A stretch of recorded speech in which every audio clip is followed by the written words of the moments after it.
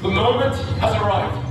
You have been assembled here for Operation Time Fracture, and it is not an overstatement to say that the fate of the universe itself lies in our hands. Now, it's been 80 years since the fracture first appeared, caused by a temporal disruptor bomb dropped during the Blitz, and it's growing. And our reality will be wiped from existence if we cannot complete this mission.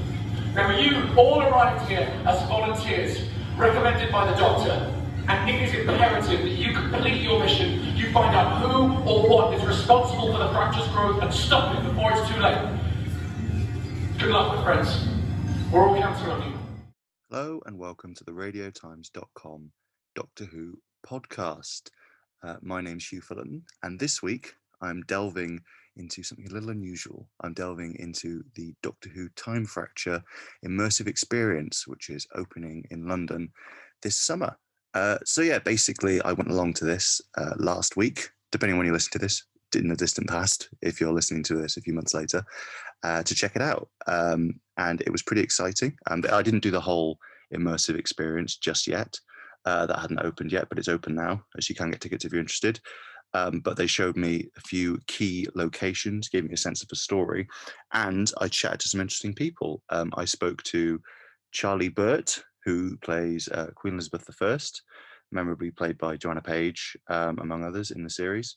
Then I had an interview with Rebecca Brower, who is the production designer on the whole thing. So she helped make a lot of the props and things like that. And I also interviewed Time Fracture's writer, Daniel Dingsdale, and director Thomas Maller, who Tom was also on hand to explain some of the sets. So yeah, just to be clear, this is not a review of Doctor Who Time Fracture, as I didn't actually go through the whole story. The whole story is about a 2-hour, 15-minute immersive theatre experience.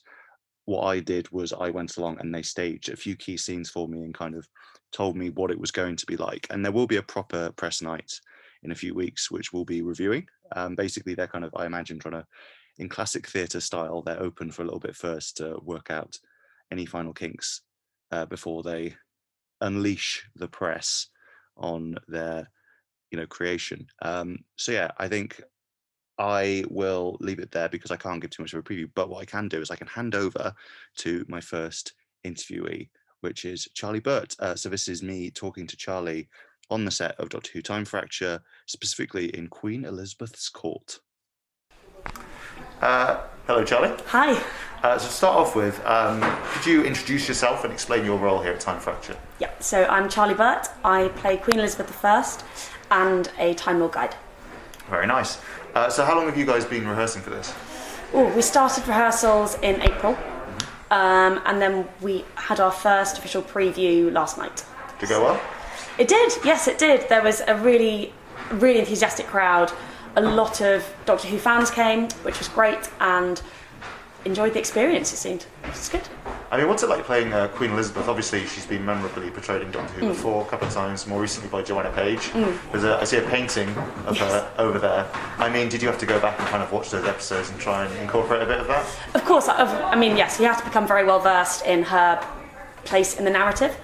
In terms of emulating what we saw, we were allowed to make the character our own, which is obviously a gift as an actor.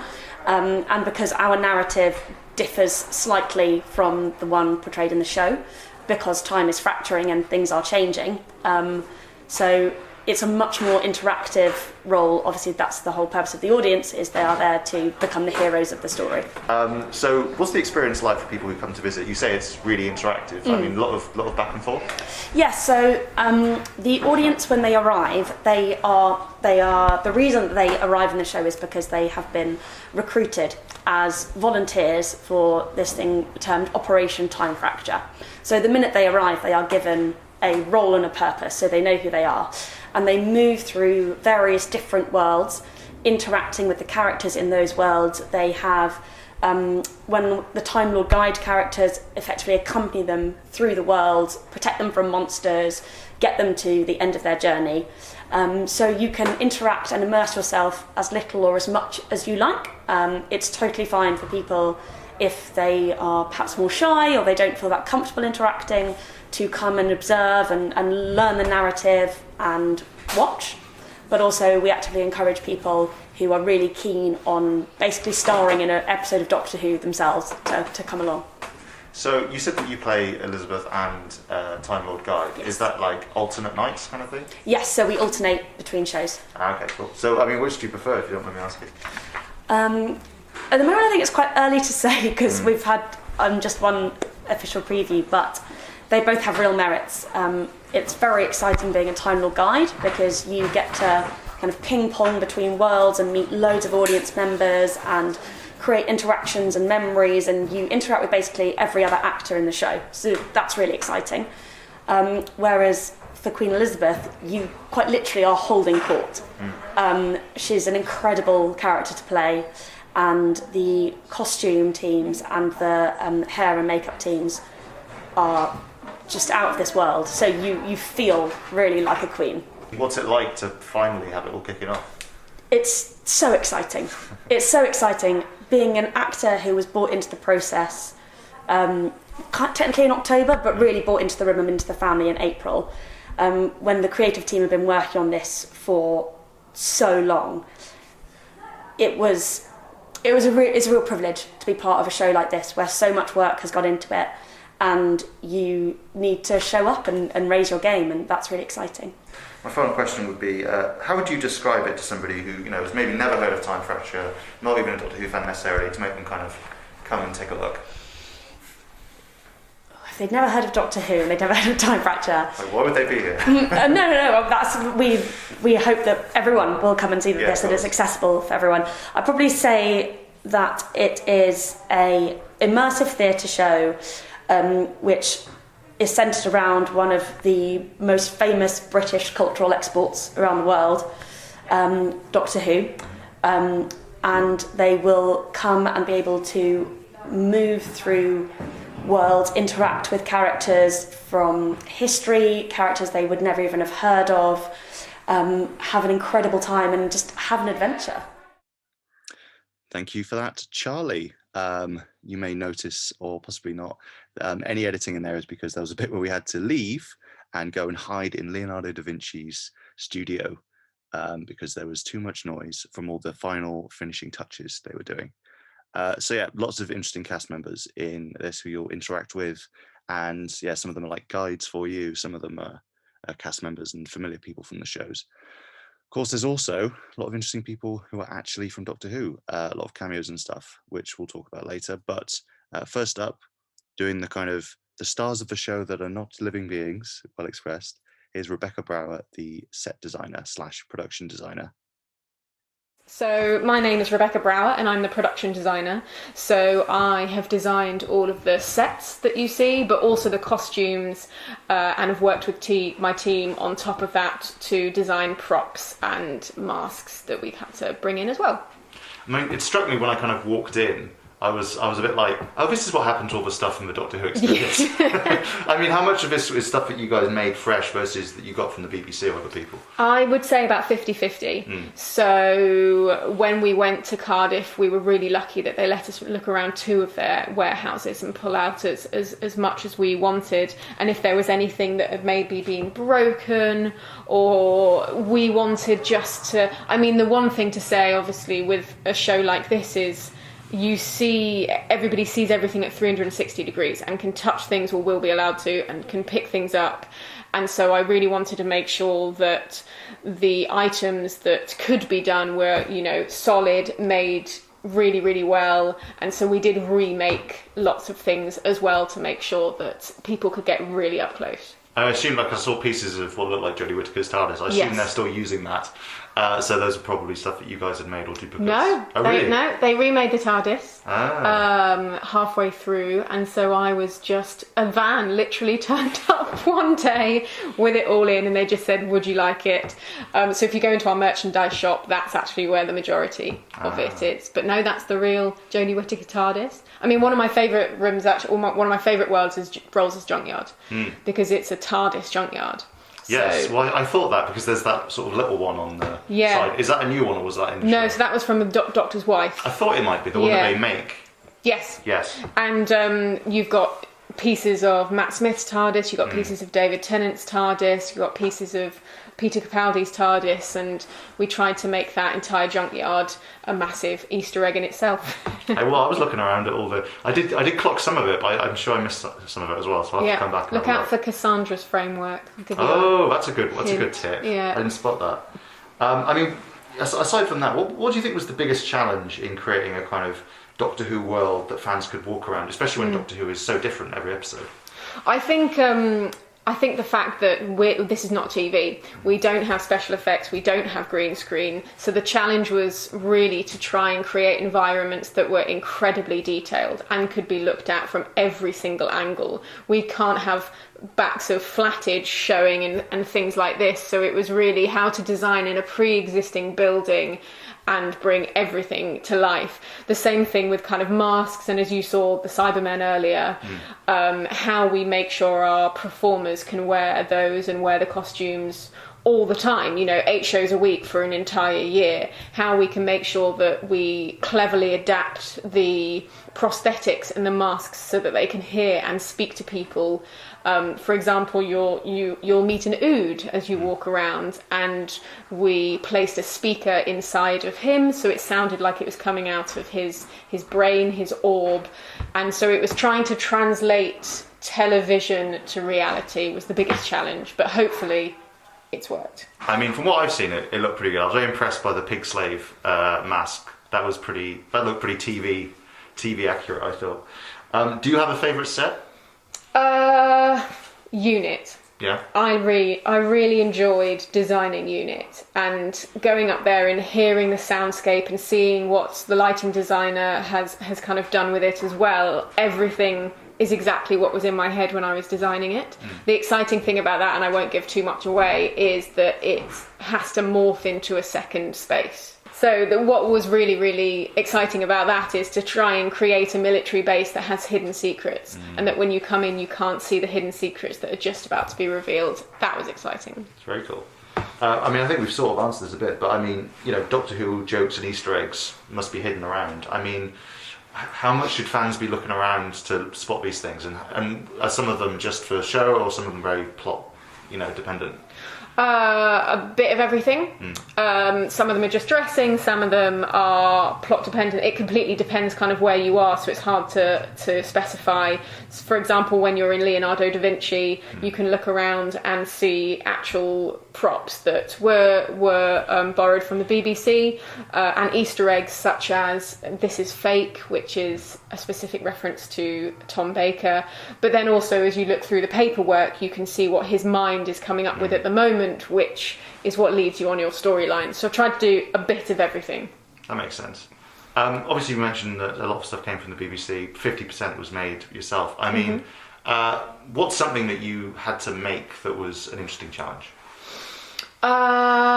Thinking back to my art director Ryan, what did we talk about? To be honest, one thing that actually has been really, really fun to make is Easter eggs such as food. We've had some amazing makers make us jammy dodgers, make us jelly beans, make us fish fingers in custard. So that they can be kind of looked at and they're as realistic as possible, but equally they're not real because we want them to sit there for years. So they were really, really fun. One thing I would say to look out for when you go to Torchwood is Doctor Number 10's hand. We made that again just because the one from Torchwood was just a bit too old. That was a really, really good make, to make it bubble, to make it glow blue, and to make it be able to be holdable as well and full of water. That was a good one. So you mentioned a Torchwood set there, so that's exciting. I didn't know that was in this. So I mean, I've seen the unit base, the kind of alien place, and the Tomb Cybermen, and then obviously Queen Elizabeth's Court, William Shakespeare's study, and I popped into Leonardo da Vinci for a moment with Charlie. I mean, can you tease any other interesting sets? How can I do that? There's definitely a really exciting horror experience in this. Not everybody has to go on it if they don't want to. They're very clearly asked beforehand. But that's one of my favourite segments because you're taken through a basement and you might meet some creatures that are not the nicest creatures to meet. It's just a fun theatrical adventure. And it's just for everybody. If you don't know immersive theatre, that's fine. If you don't know Doctor Who, that's fine. No matter what, you're going to have an evening of discovery. And I mean, what drew me to Doctor Who in general as a child was being able to travel around the universe. And I think that audience can definitely expect to be travelling around the universe with this. Thanks, Rebecca. That was super interesting. I really enjoyed chatting to Rebecca. And she's actually written a thing for us a while ago for International Women's Day about being a Doctor Who fan. So please check that out on the radiotimes.com website if you fancy it. And finally, like I said, I chatted to Doctor Who Time Fracture's writer and director, Daniel Dingsdale and Tom Maller. So I talked to these guys about a bunch of things, about the interesting Doctor cameos. I got a chance to see some of the Doctor cameos. Jodie Whittaker and David Bradley pre-recorded some stuff. They, just for background for what I talk about in this, when you I believe when you start the adventure, you're in Unit HQ, one of a few places I visited, and basically you have a message from the first Doctor, David Bradley taking over from the late William Hartnell, and Jodie Whittaker's current 13th Doctor, and it kind of cuts between the two of them. So I asked Daniel and Tom a bit about that and about Time Fracture in general. So here you go. Hello, I'm Tom Maller. I'm the director of Doctor Who Time Fracture. Hello, I'm Daniel Dingsdale. I'm the writer of Doctor Who Time Fracture. Brilliant. So, going right back to the start, where did what was the genesis of Time Fracture, and how did you guys both get involved? We received a phone call from the producers, Immersive Everywhere, saying that they had gained a license from the BBC to be able to mount an immersive production of Doctor Who, and would myself and Tom like to lead it creatively as writer and Tom as the director. And then we leapt at the chance to do that, because as far as immersive worlds are concerned, you couldn't ask for a better one than Doctor Who. There's no other property that has such variety of locations, tone and time, where we can traverse all of space and time, dimensions, or a huge variety of characters, and have that not only make sense but be expected when you're going in and creating these immersive worlds. It was a no-brainer for us. And so, when you guys started, blank slate, plain sheet of paper, what was on your kind of wish list for Time Fracture? Well, I'm always keen, I love a bit of history, yes. So I was always keen to have some historical element within the show, and so my big stake in the ground was a kind of Elizabethan court. So that was what I was really excited about at the start. That kept coming up. In fact, Queen Elizabeth's court was in a much smaller place. I'd earmarked within the structure of the show, and then it was Tom's real passion project to get that into a much bigger area. And actually, the show is much better for it. It's a lovely space to be. The stuff that I really wanted in was to bring back UNIT, and to put UNIT in there, which is the Doctor Who equivalent of the Men in Black for the uninitiated, because it had been disbanded, and I thought it would have been really fun to bring those guys back. And then I wanted Da Vinci in the show, because he's never popped up in Doctor Who. I thought he would have been a wonderful original character for us to have within there. And then there are two other things that I was really passionate about getting in that we're keeping absolutely secret. One of them is a villain that I really wanted in, and the other is a very special Doctor Who location that we had to have a lot of conversations about using, but it was where the show was going to end from the very beginning. This is where the finale was going to happen. These were the characters that were going to be in it, and we managed to get that to happen. And again, I'm really excited because of it. That's intriguing. I'm looking forward to finding out. Yeah, we're keeping just some little secrets. Yeah. Just so when you come, there's a special reward for coming to the show. Yeah, definitely. You got to keep some of it back. Exactly. So speaking of that, what should fans, visitors, expect when they arrive? What should they know before they get here? Well, you can walk in off the street, having never seen an episode of Doctor Who or done any research, and come in and have this adventure, because it's set in its own little pocket universe due to the time fracturing, creating havoc with the dimensions. It's got a solid beginning, middle and end, so you can walk in off the street and just go on this adventure. However, if you are a Whovian, if you are a Doctor Who fan, everything within the show, it will be familiar to you. Everything that is here in some way is nodding to or paying homage to the last 60 years nearly of Whovian canon. So if you are a Whovian, you're going to have a wonderful night, and there's a lot of I mean, I think there's nearly thousands of Easter eggs now, because every prop, every costume, every location, bit of lore, the plot lines, they're all things that will be familiar to those who love Doctor Who. It is also not just familiar, it's authentic. They are the props from the episode. They are the costumes. That is the console. That is David Tennant's chair. That is Matt's TV. Do you know what I mean? So that's another layer that we've now had in the show that maybe we wouldn't have had before if we didn't have a lockdown, because we created more content with more sets and had more time with the BBC working in creative collaboration to then get this extra layer of detail, which is incredible. That is the real set.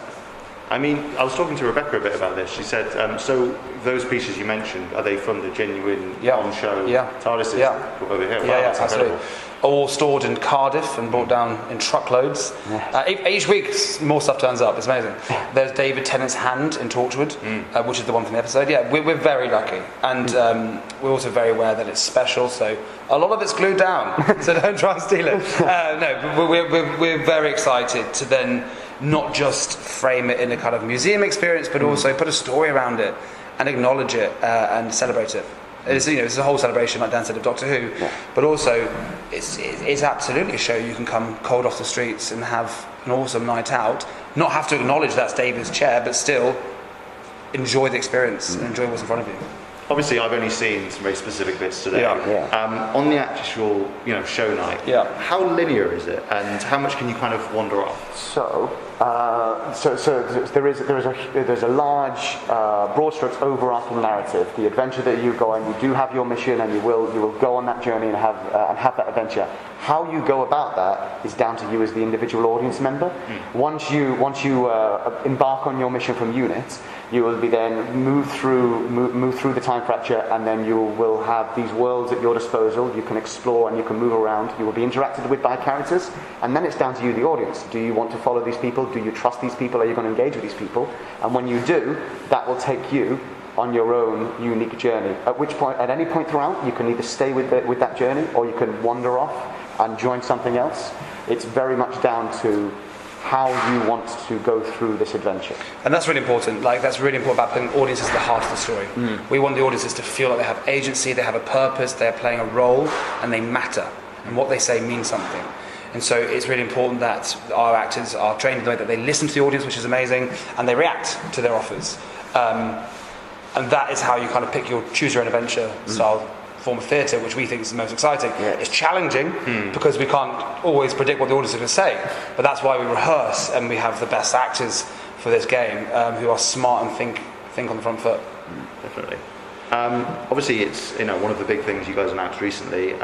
Seriously impressive collection of cameos. I saw a couple of them earlier. The first and the 13th Doctor.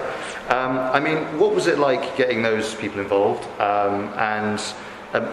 Did some come later in the process than others? I think again from bad things that have happened from this pandemic, and it's our industry's really suffered, and a lot of people are still struggling.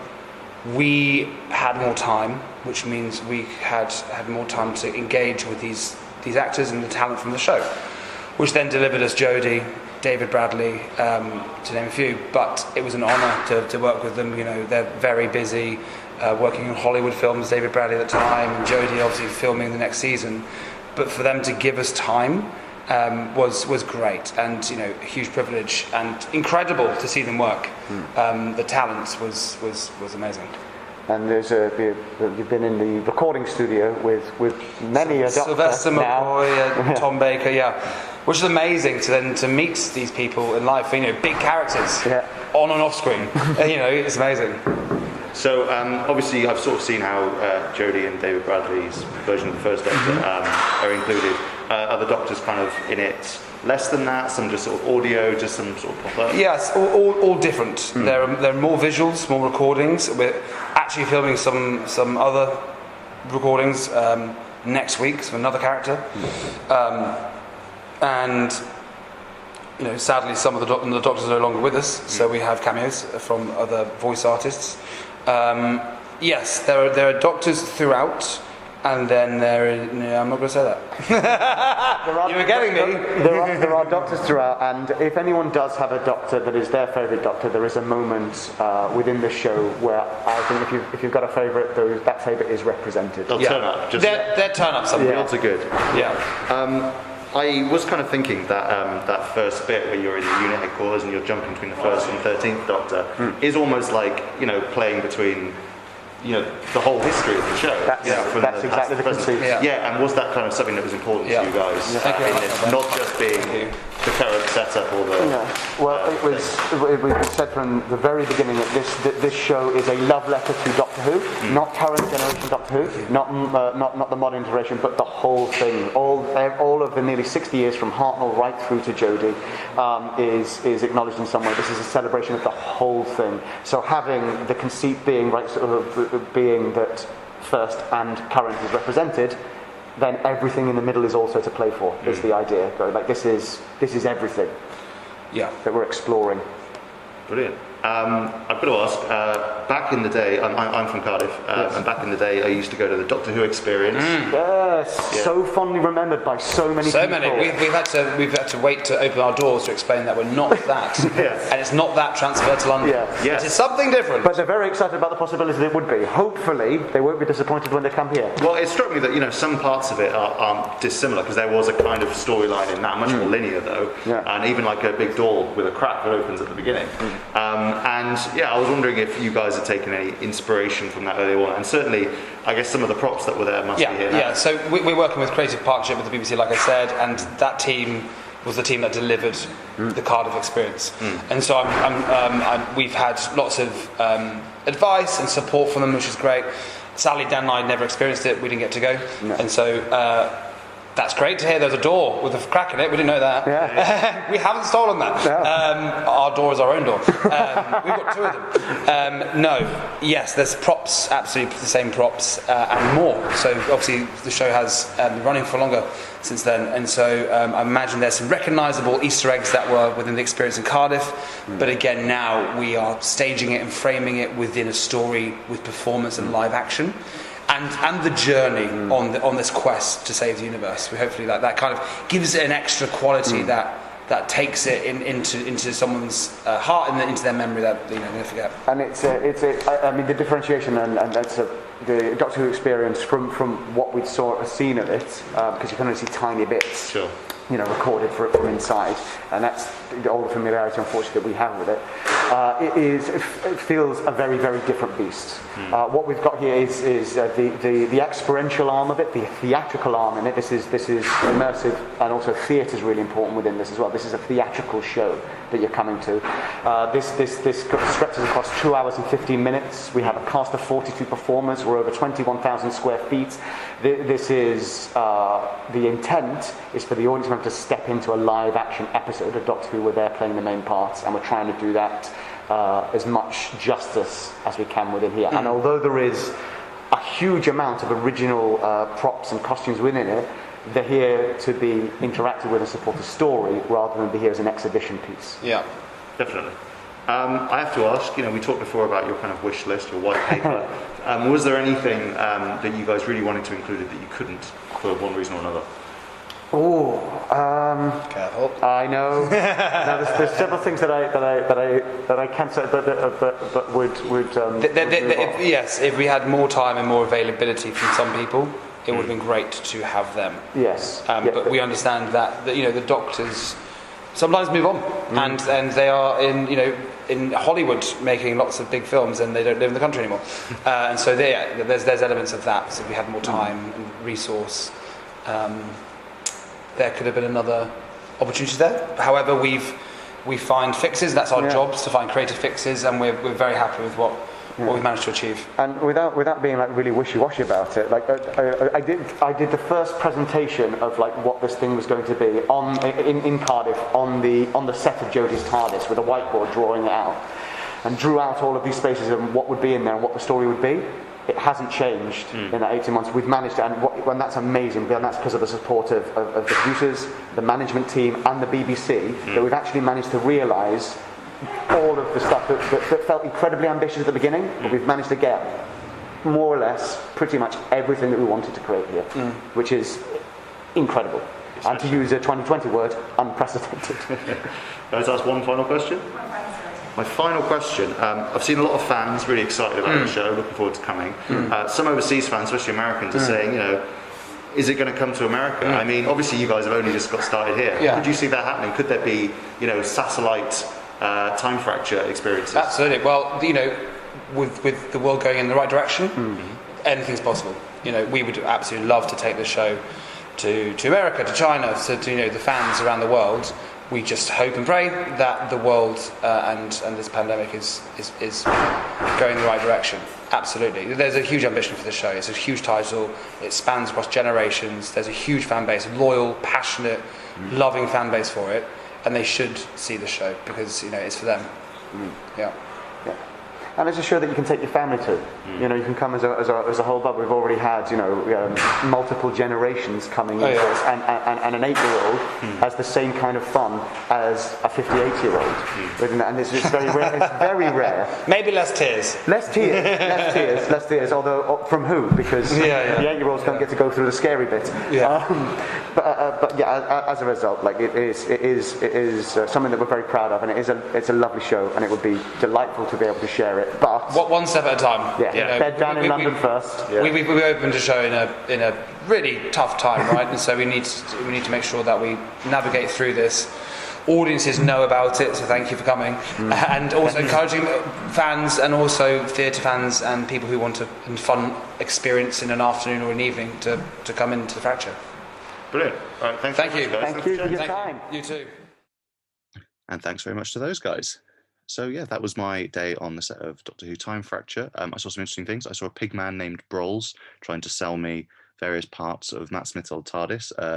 Speaking of which, loads of old Doctor Who props, and apparently they were genuine props, as I discussed in the interviews. I saw a Kablam man lurking around the place. I met some Time Lord guides, and did quite a lot of interesting things. Went to an alien bar called Zagat Zagoo, hung out in William Shakespeare's place, had a sneak peek of the Torchwood set, Torchwood 3 of Torchwood, the series fame, which I didn't get to walk in, but that'll be a key part. And apparently there's, from what the guys were saying, there's just so much more to explore. So I'm excited. Like I say, I can't give it a thumbs up or a thumbs down yet because I haven't done it properly. But once I have done it, I'll let you know my thoughts in more depth. Until then, I hope you enjoyed these interviews and this little preview of Doctor Who Time Fracture. Next week, we'll be back with another podcast in the more traditional format. I'll be back with one of my co-presenters, I imagine, unless something crazy happens. And yeah, you can read my preview of Doctor Who Time Fracture on radiotimes.com. Also spun out a couple of the points that I chatted about with the people in those interviews, also on radiotimes.com. And you can also check out last week's podcast where we were celebrating the anniversary of River Song. Until next time, I've been Hugh, and there's not another person to say their bit, so I'll just say goodbye.